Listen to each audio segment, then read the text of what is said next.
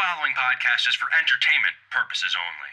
Remember, the first rule of gambling responsibly is to bet with your head and not over it. Ladies and gentlemen, Cousin Vito's Casino Podcast proudly presents your guide to enjoying gambling.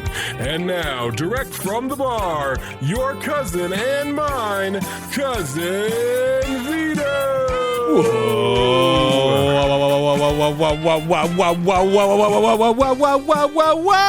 Welcome, everybody, to Cousin Vito's Casino Podcast, your guide to enjoying gambling. I'm your host, Cousin Vito, and together, we're going to make luck happen at the casino. Thank you for checking out another glorious episode, the first of 2021, and I'd like to welcome back a very special guest, Robin from Anytime Gambling. Robin, Happy New Year! Hey, Happy New Year, Vito.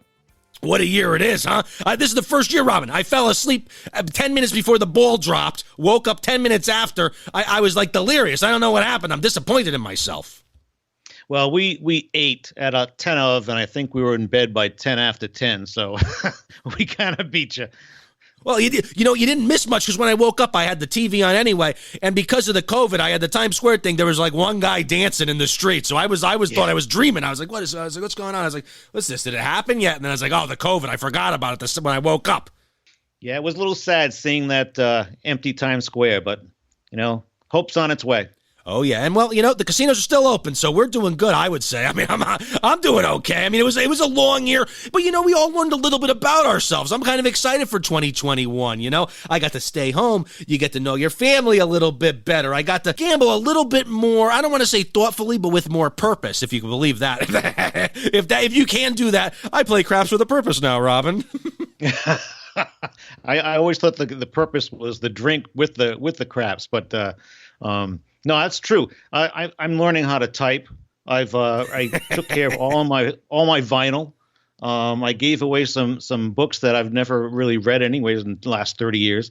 So yeah, you start to figure out what's important and what isn't. And what's really important to me, Robin, is my tier status at Foxwoods now. That's what I got to work on. We got to work on the tier status.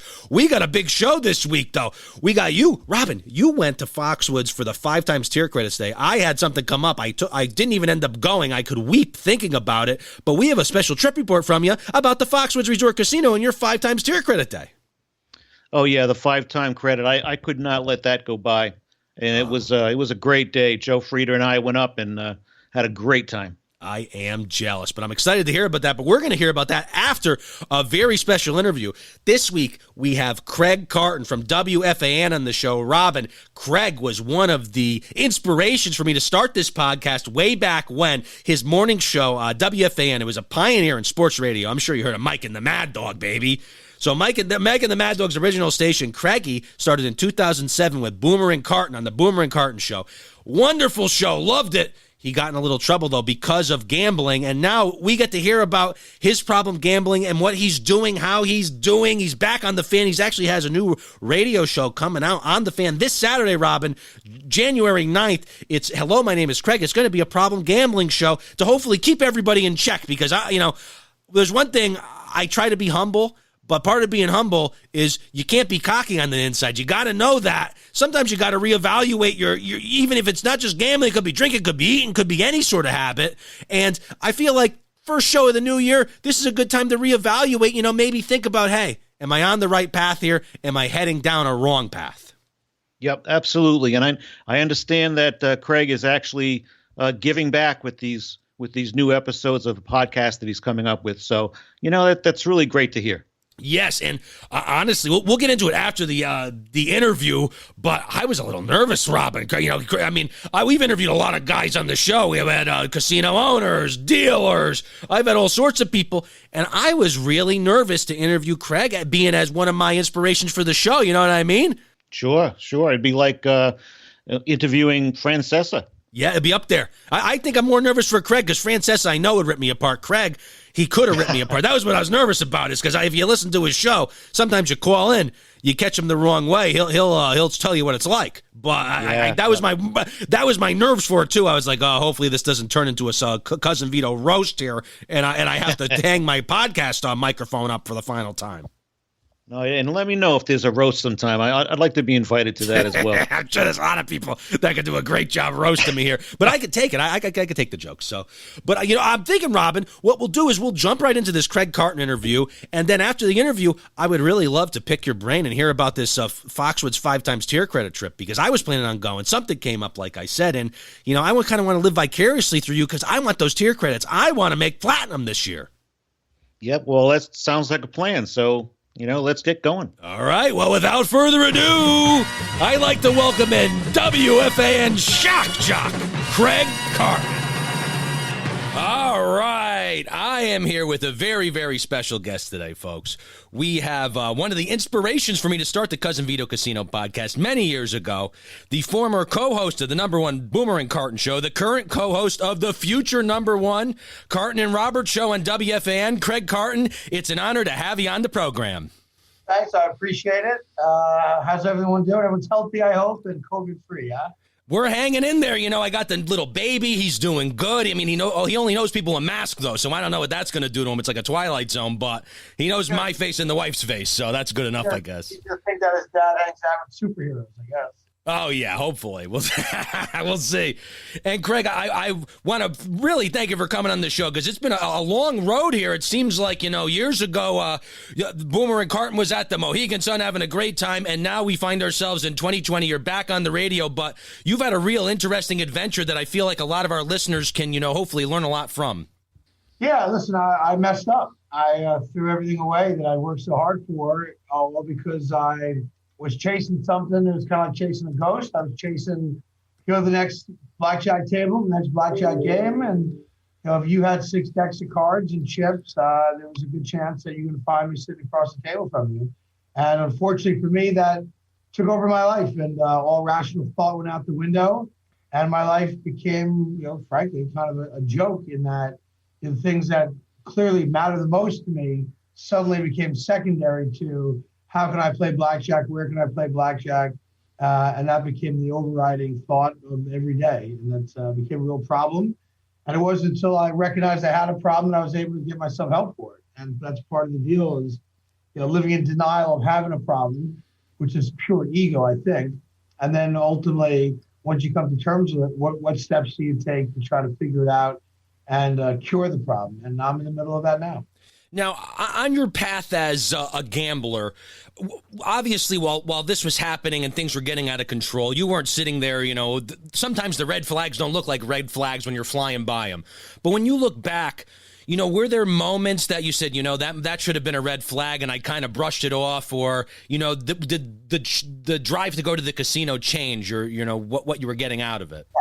I mean, looking back on it, there's so many moments where I look back and I go, wow, how stupid was I? Why didn't I recognize that I was out of control? Whether that was, trying to play blackjack on my phone, sneaking off to the bathroom during parties or whatever events just to play, 20 quick hands of blackjack.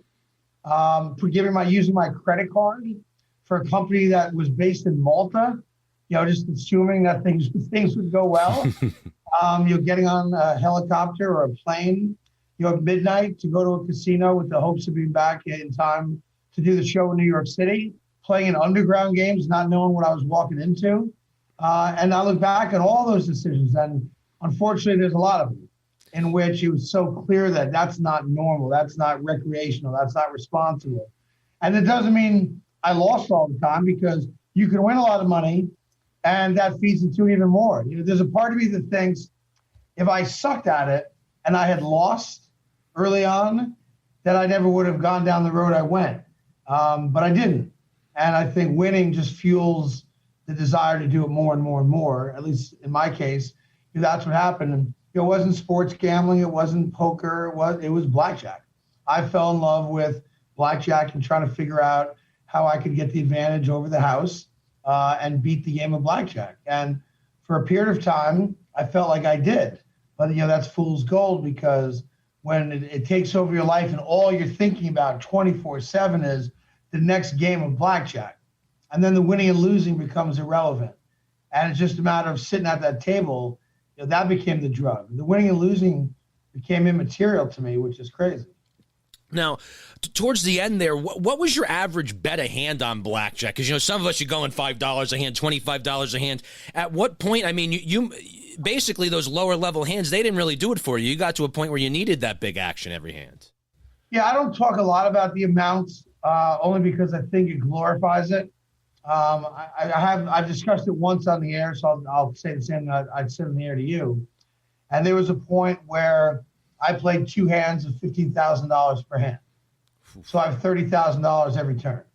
And, that's far beyond what my means were, financially what I could afford. But that's what I did. And for a lot of us, Patsy, we're recreational gamblers, and some of us have our own struggles, I guess. But casinos, they try to lure you in, and sometimes they give you free rooms, free things. Now, what were the casinos giving you at that type of average daily theoretical play? I mean, casinos must have been falling over themselves to try and get you in the door. Yeah, I mean, listen, I was offered everything. I was offered and given cash to walk in the door. Casinos would give me at times 6 figures of their money to play with just to get me to walk in the door. I was offered jewelry and all sorts of things, but none of that. So that's really part of the sickness. None of that mattered to me. The only thing I cared about, the only thing I took advantage of as far as that type of stuff was the transportation. And it wasn't like I wanted to be on a private jet or a helicopter. I said yes to it because it got me there faster. So I took advantage of that. I can't tell you the amount of jets and helicopters I flew on, but not because I wanted to ride in style. I was calculating if I get there 45 minutes earlier, I can play 500 more hands. It was all about the amount of hands I wanted to play. Like, for example, I would reserve multiple tables at once. And what I would say to the table I wasn't playing at, start shuffling before I finish at this table, because I don't want to waste the time, which is all of about a minute, maybe 90 seconds for a professional dealer to shuffle 6 decks of cards. I didn't want to sit and wait for the shuffle. I'm trying to maximize how many hands I can play in whatever amount of time I had there. And again, that's part of, the sickness. Like, how could you not, like, it's literally 90 seconds. You can't wait 90 seconds for the person to shuffle? No, I couldn't. And it would drive me crazy if the next table wasn't shuffled, and I would bounce from tables, making sure. There were times I called a casino en route, shuffle the cards. Now, some casinos, they don't do that. It's their laws. They can't shuffle without a player sitting in front of them, and some do. And there were times I'd walk in and, the shoe of cards is ready waiting for me to get there. And that's how I wanted it. Was blackjack always your passion? Did you reading your biography, Loudmouth, that gambling was part of the fabric of your adolescence a little bit, and watching the Wild Card documentary, you could see that, obviously it became all consuming. But was there a point, where it was just a recreational casino thing? Was there a moment that it turned from a healthy way to kind of lose a little extra money, have some fun, to where, no, this is really became my problem?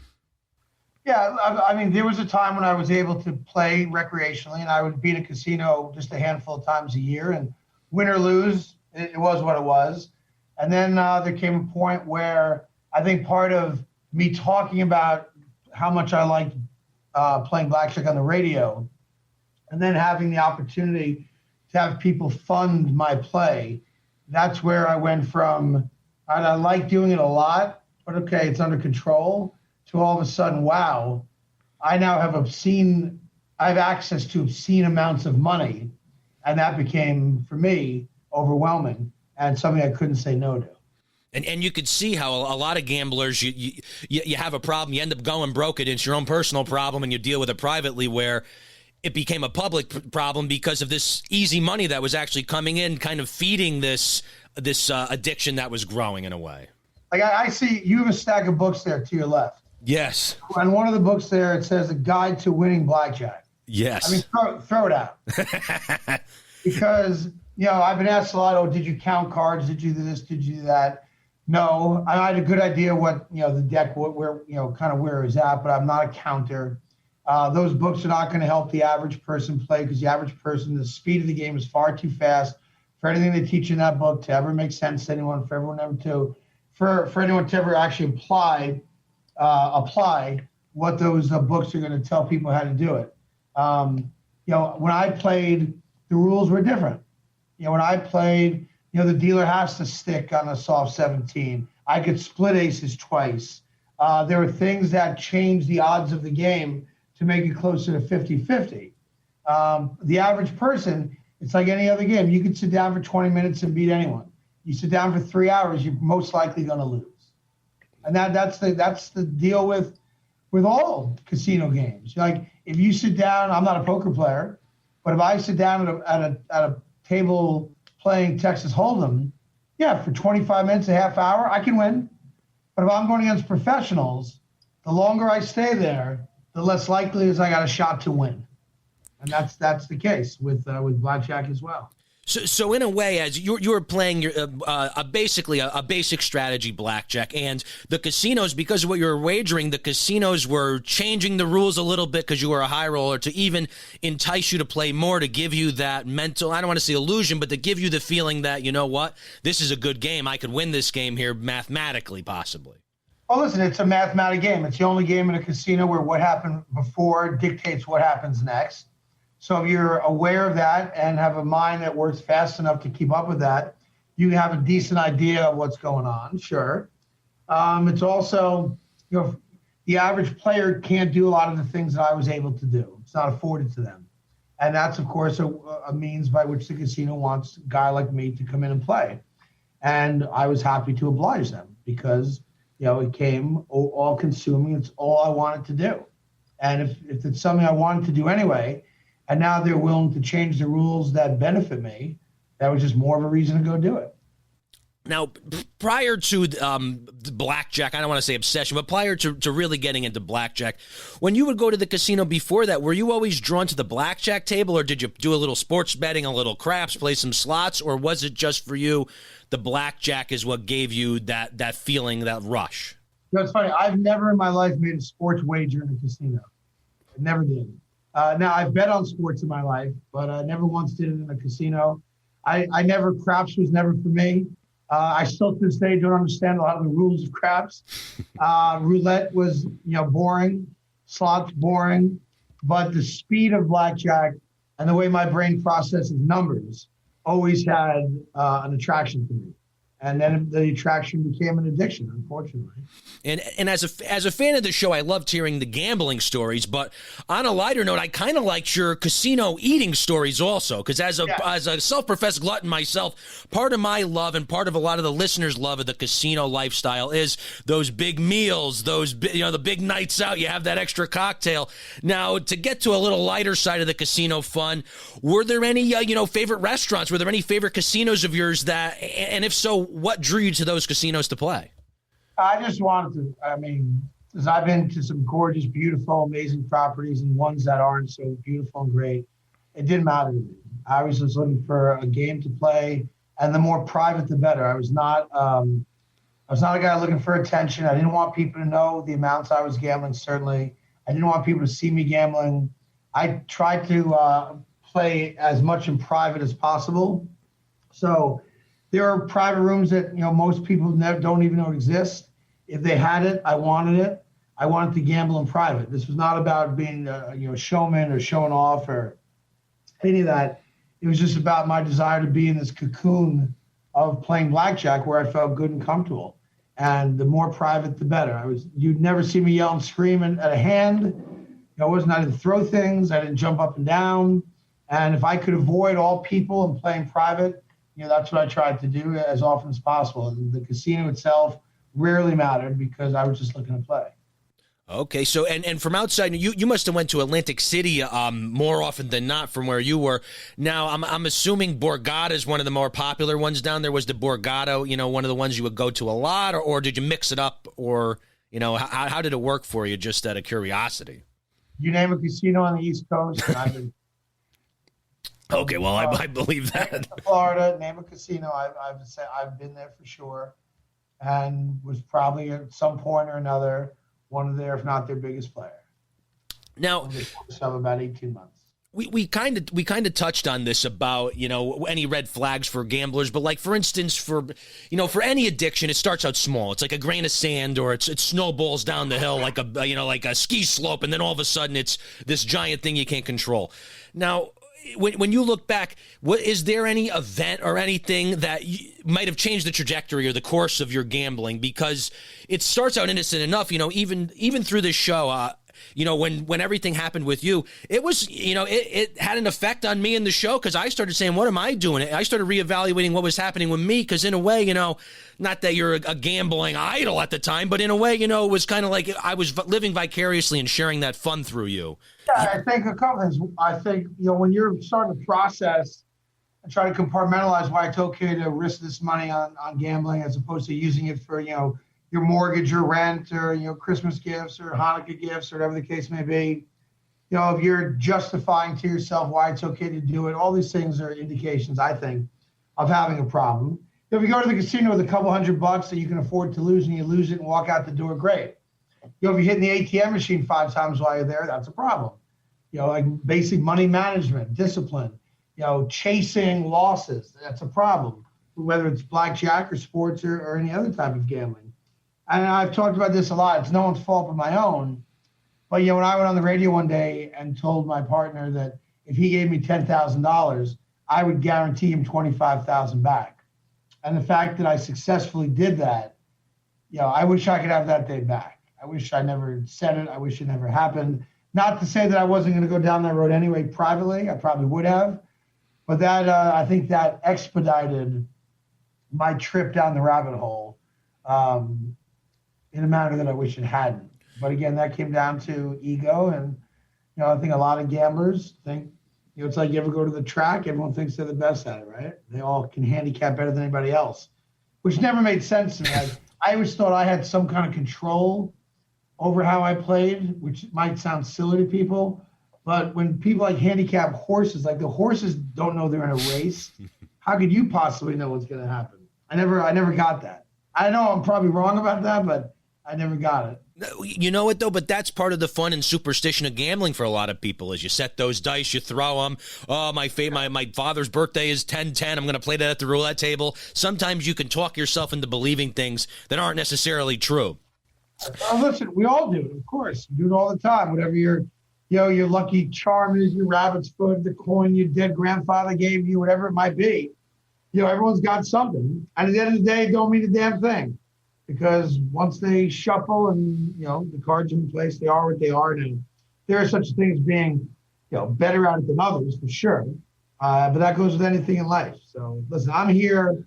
Before we wrap it up, I made terrible mistakes.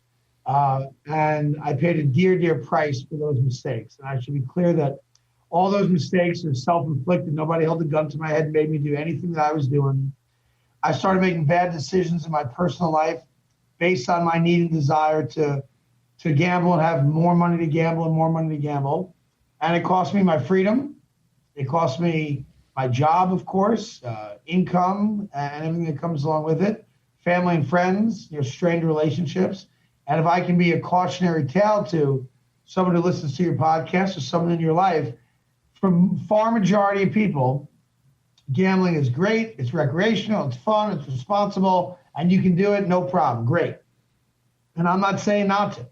I'm just saying that you might have somebody in your life, if not you, that is showing signs of it being more than that. And just look out for it.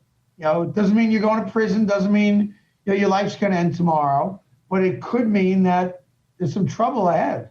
And if you can be aware of that and keep your eyes open to that, just as a possibility, just to be aware that it could happen or it might be happening, then I'd like to be the conduit to send that message and hopefully save somebody from going through what I went through and, more importantly, what I put my family through. And hopefully that'll be the message that comes out of this.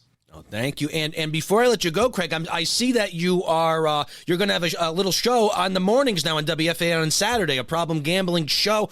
What's going to happen with that? Do you have any plans yet? Any guests? How's that going to work? Because I might be setting my alarm clock on Saturday mornings now. Well, it's going to be starting in January. It's going to be Saturday mornings at 9:30. We're partnering with 1-800-GAMBLER, as I eat a Twizzler here. And we're just to talk about gambling addiction. and I'll share some personal stories I haven't shared yet, and we'll have experts on to talk about addiction, how it manifests itself, kind of, the signs, what to look for. We'll have other people on like myself who are recovering addicts who will share their stories. And I think by putting a personal touch on it and letting your audience or our audience hear the depths that people have gone to fulfill their need to gamble, I think will be eye-opening. I think it'll shock some people. I'll give you 2 quick stories. I met a 9/11 widow. Okay. And she received a 7-figure settlement because she lost her husband in 9/11.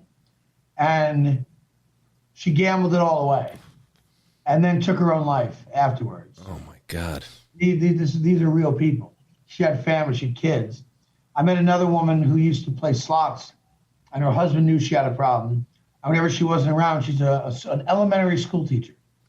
He would go to the casino because he knew that's where she was. Oh my and he'd drag her out. And one day in the middle of a snowstorm, she's missing. He goes to the casino, when I say drag, I don't mean literally, pulls her out of the casino. They're driving away from the casino. She jumped out of the car, broke her ankle, and crawled back into the casino to play penny slots. Oh, Madon. An elementary school teacher. These are real stories. These are real people.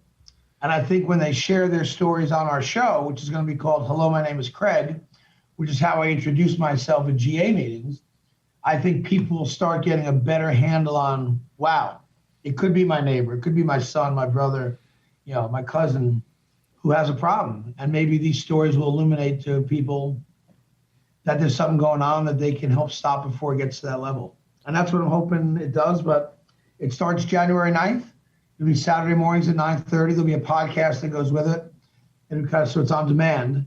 And I'm looking forward to doing it. I think it'll be a really good thing. Beautiful. Well, thank you, Craig. I don't want to take up too much more of your time. You got to go live in a little bit. I want to thank you for coming on the show. Anyone listening, you can follow Craig on Twitter, at Craig Carton Live, I believe, these days, correct?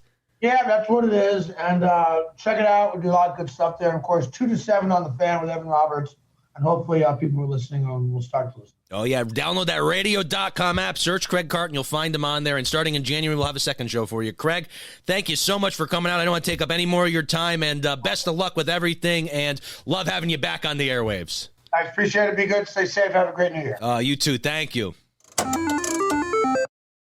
All right. Well, Robin, that was Craig Carton. Remember, check out his show, WFAN 660. You go to radio.com. This Saturday, he's doing Hello, My Name is Craig, January 9th. I'll be tuning in for 9:30 a.m., but you can catch him every week, 2 p.m. radio, him and Evan Roberts. And, I'm a New York sports guy. We got the Jets, the Giants, the Knicks, the Nets. We got a lot of teams here to keep track of.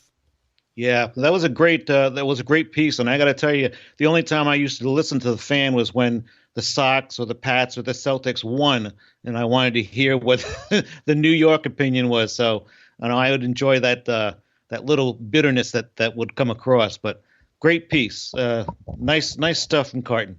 And I got to say, Robin, I don't want to sound naive, but I've known people that have gambled a little too much and had problems. But listening to Craig's story, the tunnel vision he had with the blackjack was so interesting to me because I obviously had a documentary. There was all this stuff.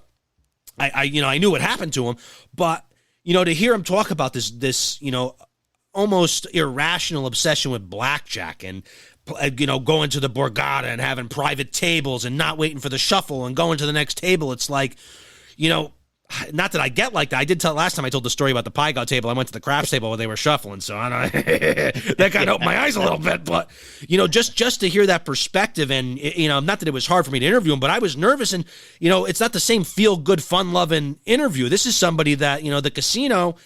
For all of us, we're trying to get our comps, and for us, we're trying. We it's like trick or treat with the casino. We go, hopefully we win, and if not, hopefully we get some comps. But if they get the advantage on you, it could go downhill fast.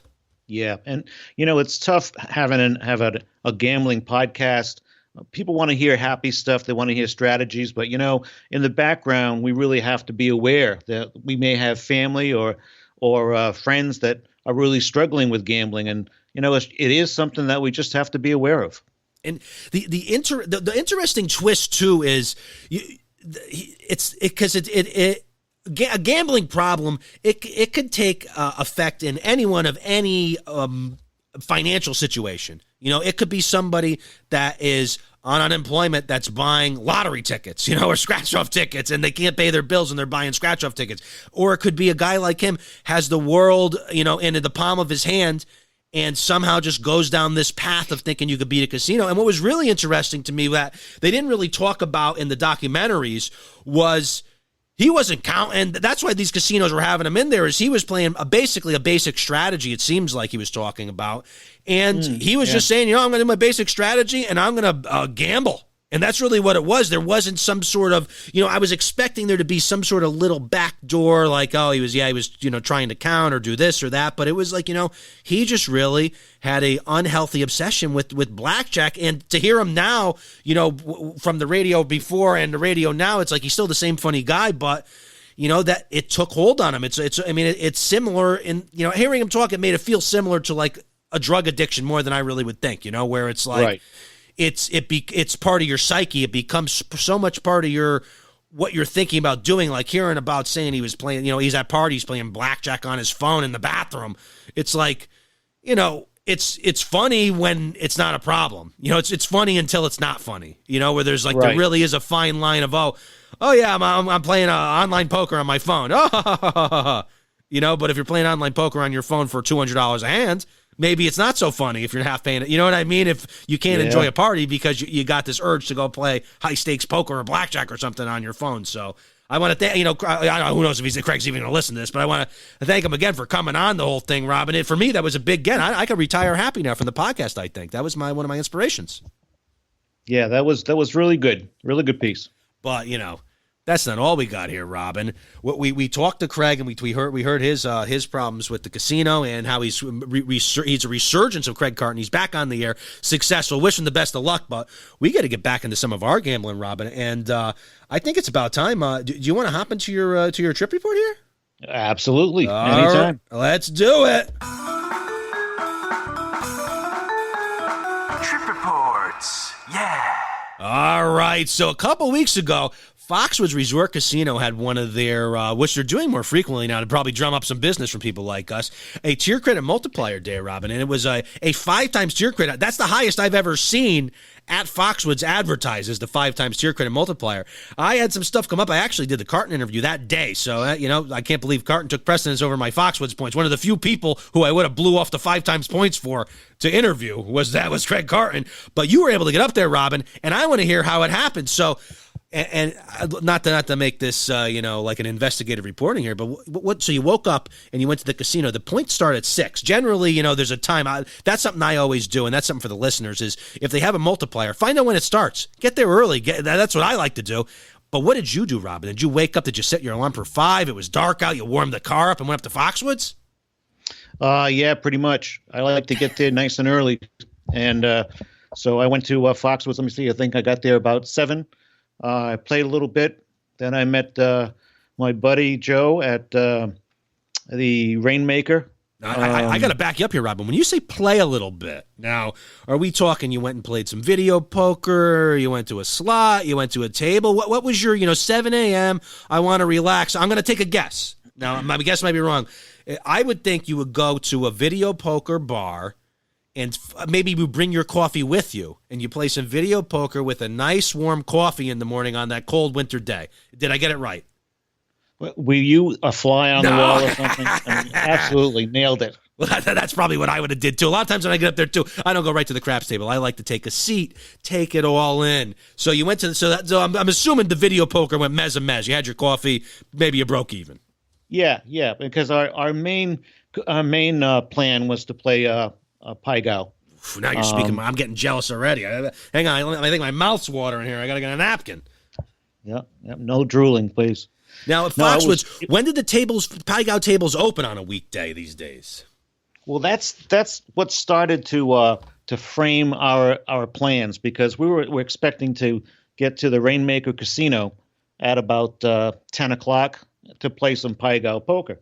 And when we got there, the Rainmaker Casino was actually closed, and it opened up at 12. but there were no table games there that were open any time of the day. These tables have been closed. It was just the Rainmaker Casino with slots and VP. Or maybe I didn't. You're not even allowed to go in there before 12. So I didn't know if maybe they also had some electronic games there. I haven't been in that part of Foxwoods like forever. So then we didn't know what to do. So we just walked around a little bit, chatted, and we ended up in around where the Fox Theater is. Probably the back end of the Cedar Casino. Okay, all right. So on our way to that, Joe said, "Play this machine. It's Funda Fundu, I think." And I don't know the name, but I know you're. Is it one of the ones with the little pot on it that fills up, or is it just one of the regular Funda Fulu Fundale or whatever the hell they are? Yeah. It's an AGS machine, so it's got that really flat front, flat screen. And Joe said, "Hey, my mother likes this particular machine. Why don't you play it?"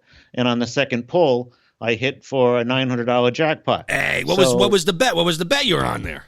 Oh, I was only playing like $1.50, or let me see, it's 88 cents, so $1.76. It's $1.76. Was it a pay line hit or a progressive hit? It was a pay line hit. Wow. I got the bonus. And the bonus turned into I can't really remember. All I know is that, man, the coins were screaming all over I'm sure when you were sitting there, you're like, "What the hell's going on here?" Yeah. Usually you get out of your bonus and you're like, $30. This one you were like, and hey, you were under the hand pay threshold too, so you got to just cash out, get the hell out of there. Yes, yeah, that's right. So we had money to play with, and we went to the Hampton high area slots and tables. My favorite area. And they didn't open up until 12. Hey, see, that's the toughest, Robin. Not to cut you off again, but that's what really breaks my heart. Is there was nothing better than getting up there early and going and playing some Pai-Gow. It's like, even when there's another couple multipliers coming up, and it's tough because I like getting there nice and early and beating crowds and not being around people, and it's like. No Pai-Gow at all. I could weep. Yeah. At another casino that I won't mention, it just happens to be another casino in Connecticut. They open their Pai-Gow tables at 9, and they only open up 3. You can hardly even that early. People were waiting at 9 o'clock for the tables to open. So, they're keeping the number of tables of Pai-Gow down to a minimum. Like, for example, even in Twin River, they've got Pai-Gow, but 1 table. Oof. And that's it. So, so we did wait. We went to the High Rollers Lounge, and they had it in the ballroom area. And I got to tell you, I think that they at Foxwoods have a good idea of how to present a small buffet. Lots of room, lots of distancing. People were following the protocols, and the food was good. So you felt safe. We had breakfast. You felt safe in the lounge there, because what they have the lounge now. It's like in the, I forget what the ballroom area next to that Dunkin' Donuts on the Pequot area there. Right. Okay, yeah. so they set that up, and I would imagine, because the other ones, not that they were crammed, but 6 feet apart, you could probably have 2 tables, 3 tables in the old ones. Yeah. So that's good to know. They're still taking care of the players. And how was the spread? To be honest with you, was it sandwiches? Did you get do they have any hot stuff? You get any wonton soups? Well, they were serving breakfast. Okay. I mean, so we were. That makes sense. About you got there at 7 a.m. I'm already getting a wonton soup in your system, Robin. If I were there. No, but the food was decent. I got to say, the pastries looked good. The sausage, and you're behind plexiglass, and the servers are behind their side of the plexiglass. So what do you point? Are you pointing to the, I want some of that, and they make the plate for you? Exactly. Okay, Exactly. all right. So that's, and you know what, too? And it's weird because, who knows how many germs I gobbled down before COVID, because I was, you know how it used to be. Now you don't even want to touch the escalator rail. Never mind at the casino buffet what the hell was going on over there. So you felt safe. You poked through the glass. You said, I want this and this. You got great food. So what time are you at when you're? This is still early, right? You got there at 7. You played a little VP. You won $900, and then you already ate a free breakfast. So what are we talking? Like 9 a.m., 10 a.m. You're ready to hit the floor like a wild man? Well, no, that we were having breakfast. They had breakfast up until about 11:30, so we were just missing the lunch switchover. But that's okay. It was fine, and then we were all ready to go hit some Pai Gow. All right, so you went to the Pai Gow. I'm assuming at that at the Hampton High Limit kind of in the Pequot casino. Right. You and I played there once before. Yeah. I love it there. I love my Fiji waters, Robin. I love my Fiji. Yeah. So first and most importantly, what were the limits when it opened up on a Friday morning? Now this is a little weird to me, because I've heard people mention that even in that room that the minimum is $25. Which is not bad for Pai Gow. A lot of pushes and it's not bad. But I was wondering if it was because of 5 times points day, the minimum was $50. Oh. And I almost pooped my pants, man. It's getting tough. 50, 25's even with the few $100 bankroll, 25 it's palatable. You could say, all right, we'll see how this goes. But 50, a couple of bad breaks, your bankroll could diminish very quickly. I'm assuming you had to sit down. And the hockey glass, you had your hockey glass, 4 people a table instead of 6, which I don't mind, actually, to be honest with you. Yeah, it wasn't bad at all. And as I just had to get used to not banging into the glasses. But the $50 limit turned out to be all right. We played 4 hours. I was at the table from 12 o'clock to about 4:30, and I lasted. I lost a couple hundred, and I got the bonus. They have a Pai Gow bonus where if you have a Pai Gow king and below, then you get to spin this electric wheel for a particular bonus, some of which are envy bonuses as well. So, I got that a couple times, which tells you how bad some of my hands were. But all in all, man, we had a great time. Joe ordered his favorite coffee milkshake, and I had Fiji water, and it was great. It was just a great place. And I just one other thing, the guy in the pit boss, his name is Fred. He was just fantastic, because it had been a long time since I played Pai Gow. He actually reminded me. Well, let me see. I a couple times pulled my cards, away from the table under the plexiglass. I had to keep them, forward. One time I asked the dealer, "How would you play this?" and he said, no. Everyone's got to have their hands done first before you ask me. And so finally, Fred comes over and he says, "Listen, I don't mean to bother you, but you can't place a bet for your friend over here. The people in the sky are watching, and they don't like to see that." Really? Huh. And he went into saying that they're being much more strict at their casino, and I would imagine everybody's casinos, because there are now fines that are involved in terms of making sure that things go right, distancing goes right, masks worn. So but okay. This guy, that makes sense. I guess they don't want people going into somebody else's little cubicle area with your chips you sneezed on or something. I can see the COVID regulations, and they're under, not that they're Foxwoods itself, but casinos are under scrutiny because everything's closing down. And let's be real, Friday morning you rolled up to the casino, got a free buffet. You know what I mean? So the casinos are still open, doing things that a lot of places can't do. So I would imagine that the last thing they want is to get crushed by some unreasonable, ridiculous fine for something like that. Sure, sure, and the fines are expensive too. So, but this guy Fred has been at Foxwoods for a long time, and he was able to tell you exactly what you did wrong, not to do it again, and in such a friendly way that you said thanks. And he was, man, I've never met a pit boss who was so cool about, informing you to not do something and not making you feel guilty about it. So it was like kudos to Fred. He wanted you to have a good time. Sometimes you get the dealers and pit bosses that it's almost like they're happy when you lose your money. Where this guy was like, you know what, you're here to have a good time, and I'm here to be the conduit to you have a good time within the rules. Yep. So it was a great day. Unfortunately, I didn't go right home after I left there, and I did play some slots to try to push that tier level up. Wasn't too successful. It reminded me of your story about the craps table there the last time. Oh, and not the slow drain, the toilet flush. yeah, that was the one. That's the one. So I went home, but I basically made $400 for the day, and I was 70 points away.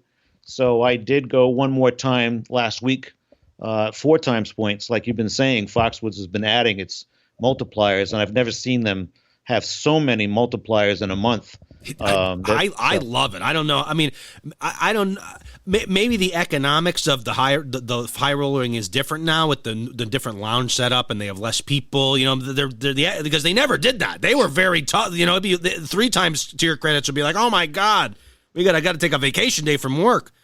And they usually only had 2 times. Which was the highest. And that they usually went. But I did notice they changed. They had the Pointzilla promotion where when they first did it, it was multiplier for tier credits and rewards points. And I see that now they've separated. A lot of times it'll be a tier credit multiplier, or they'll have the Pointzilla point multiplier, and then on special days they'll have the 2 times for both of them. Which I think marketing wise, I love it because I go check now to see when the promo days are. Should I take a vacation day from work? You know what I mean? Where it's like it's giving me, someone who's going less, a reason to start going again. It's giving me something to plan around.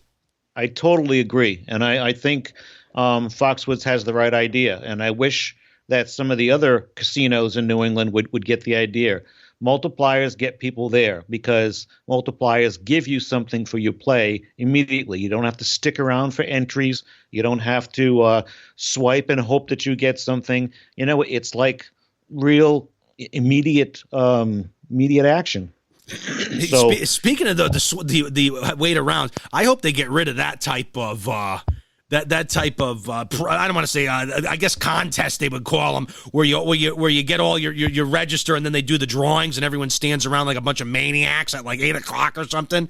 I hated those. Those are the worst because what's the last thing you want to do? And then and especially with COVID now, they probably can't ever do them again. But it'd be hundreds of people cramming to like one television screen that's given like somebody's name, and you got like 10 minutes to claim the thing or you lose out. Yeah, some of the casinos in New England are still doing those types of things, but I just see it as, I hear Bob Dancer talking about some of those that he has won, but you're talking about people who have a big bankroll to be able to get all those entries. And it's just, I just think, I see it as just a way to get you there and to play long. And I just don't think it's fair. I can't. I matter of fact, on Anytime Gambling site, when we do the promotions, we don't include those promotions at all. I refuse to list them. Wow, I love that we got. I love how we're prejudiced against this promotion type together. I didn't realize that.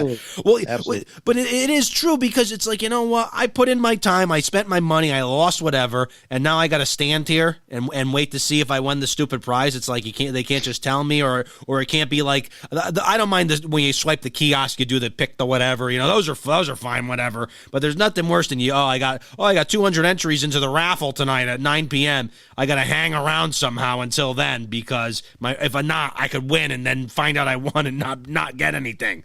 That would be a killer. Right. That's like having a winning lotto ticket and then it expires and you still got the ticket as a souvenir. Yeah, Yeah. So you were at Pie Gout from like 12:30, not to go backwards here, but you were at Pie Gout for many hours. We're talking 5 times tier credits. We're talking $50 a hand, Robin. You must have had points falling out of your pockets. You must have took your coat off the next day. You found some points in that pocket. How many? You must have got hundreds of points at least.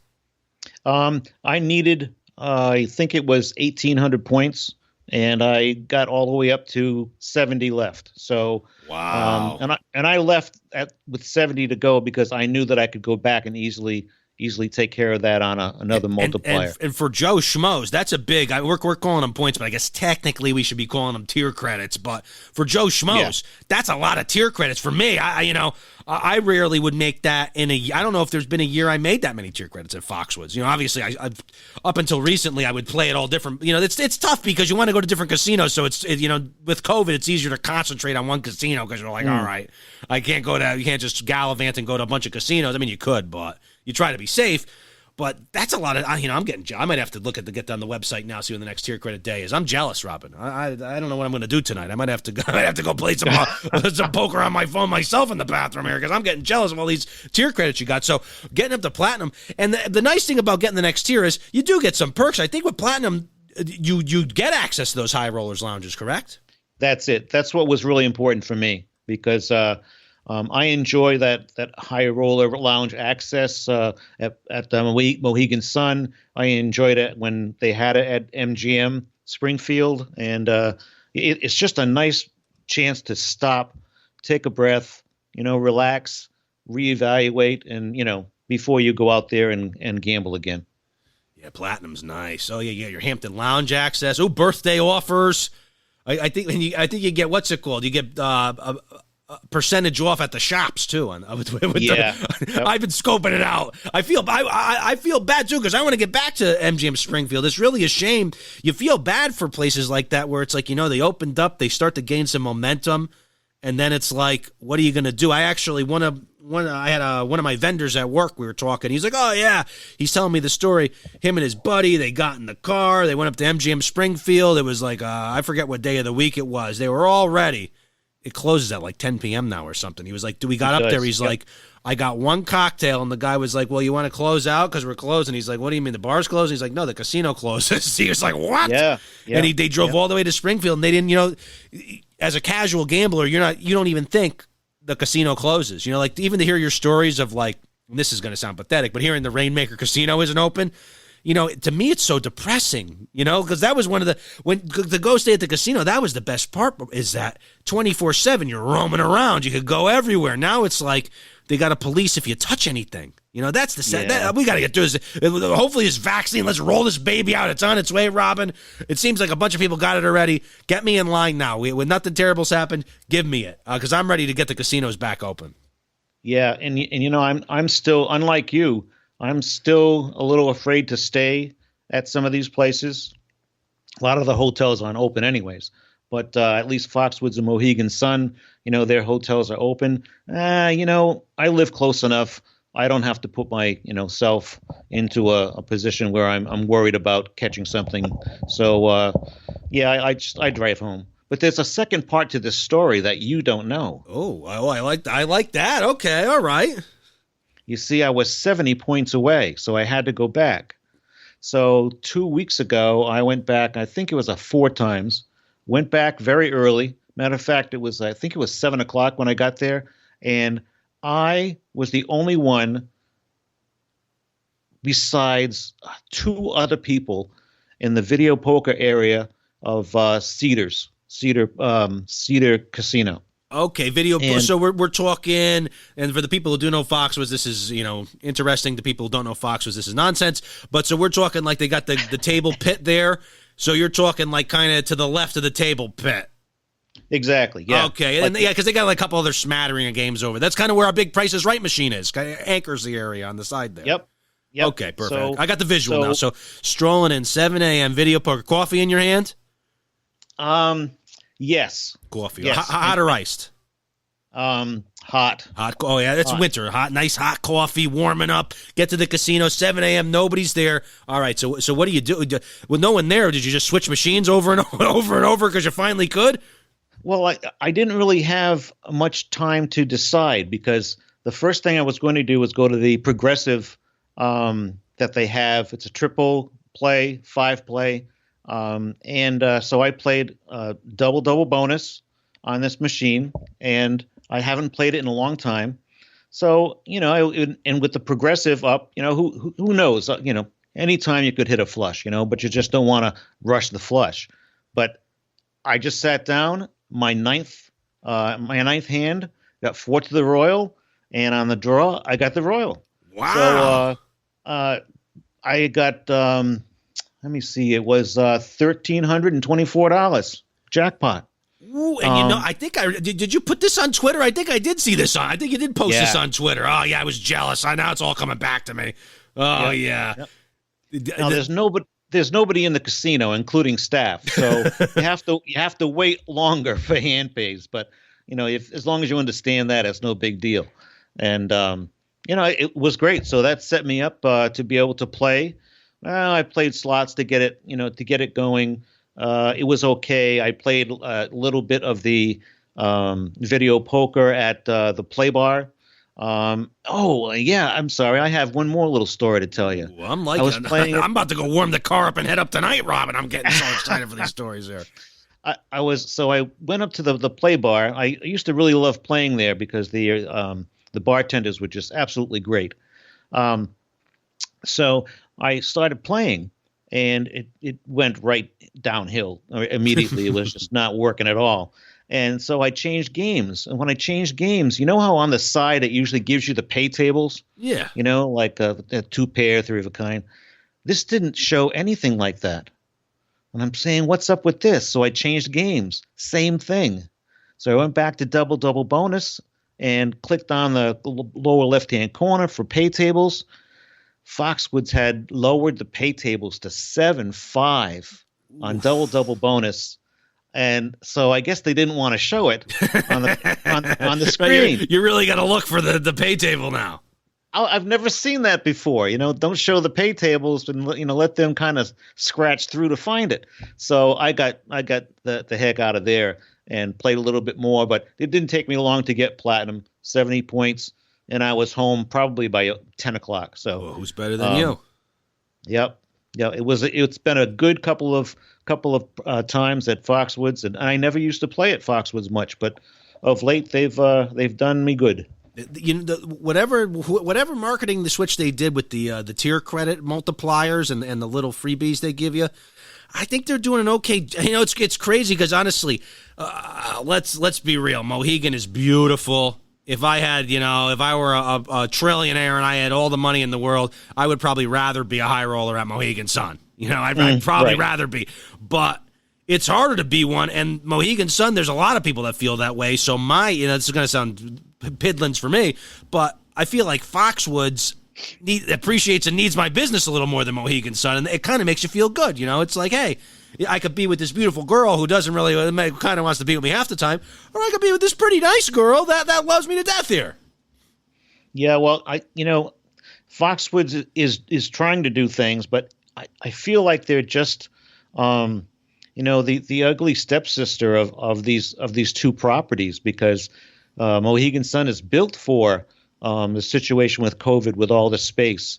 Meanwhile, Foxwoods has even more space, and they're just closing this casino and that casino. I know, it's getting bad out there, and it's like you're going. It's almost like you're in the city and everything's getting shuttered. You know what I mean? And then it's the little downtown area is left. That's it.